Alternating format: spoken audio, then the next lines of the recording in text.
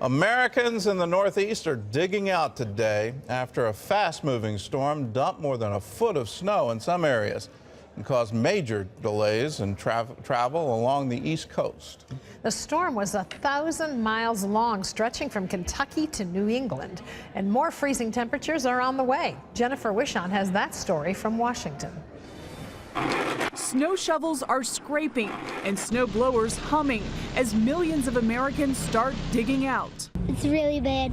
I had an idea it was coming, but I didn't really think that it was going to be this much. And just looking out the window, it was just a complete whiteout. The winter storm that blew in from the Midwest into the nation's capital and up the East Coast left vehicles spinning out of control, tractor trailers in a bind, and turned cars into giant sleds.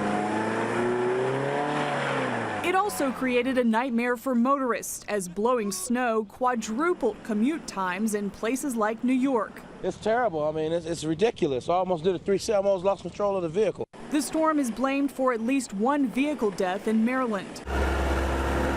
In Washington, the federal government shut down, and college students had a ball.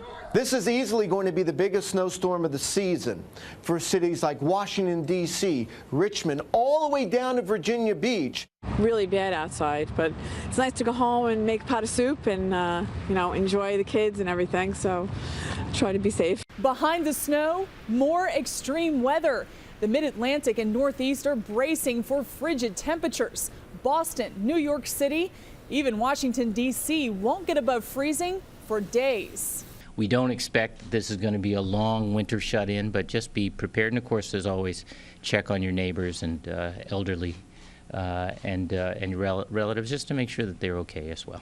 Many air travelers will be grounded for another day. More than 1,000 flights are canceled today, following more than 2,000 cancellations yesterday. And where officials are still trying to clear snow, they're urging folks to stay home if possible. If it's not necessary, Jennifer Wishon, CBN News, Washington. The cold weather won't stop the annual March for Life today. John Jessup has that story from our news bureau in Washington. John? Gordon, pro-life advocates will be taking part in the march. It's held in the nation's capital every January 22nd. This year marks the 41st anniversary of the Supreme Court's Roe v. Wade ruling that legalized abortion in America.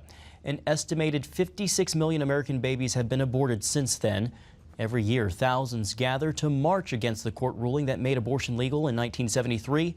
The March for Life is known to be the largest pro-life event in the world. Militant Buddhists have attacked Christians in the island nation of Sri Lanka in recent days. The mob, led by radical Buddhist monks, attacked 2 Christian prayer centers in the resort town of Hikkaduwa. One center was operated by the Calvary Free Church, the other by the Assemblies of God. The militants said the Christian centers had been ordered closed and were violating the law by staying open. The Christians said the buildings were registered. Signs and windows were smashed, Bibles and documents were destroyed. Canada's Prime Minister Stephen Harper says his country will stand with Israel, quote, through fire and water. Harper took that position in a speech to the Israeli parliament this week, and the members repeatedly applauded him. Harper is wrapping up his 4-day tour to Israel today. He held a joint press conference with Israeli Prime Minister Benjamin Netanyahu, where they announced a strategic partnership. Harper, who is an evangelical Christian, also says Canada supports Israel because it's the right thing to do. Gordon, we also know that Christians are implored to pray for the peace of Jerusalem.